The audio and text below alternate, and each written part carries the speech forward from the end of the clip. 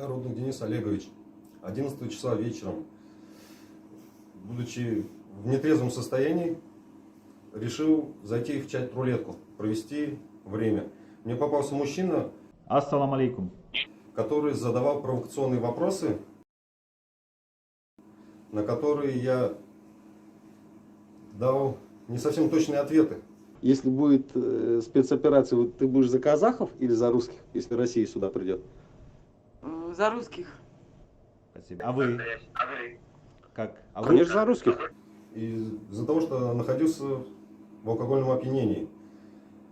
Против казахов я ничего не имею. Есть у нас мамбеты, аульные, поселковые.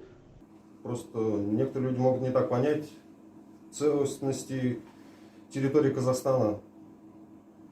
С ней я полностью согласен. Это исконно казахские земли. Но в принципе подожди. Уральск это российский город всегда был. Прошу меня простить, не повторять моих ошибок.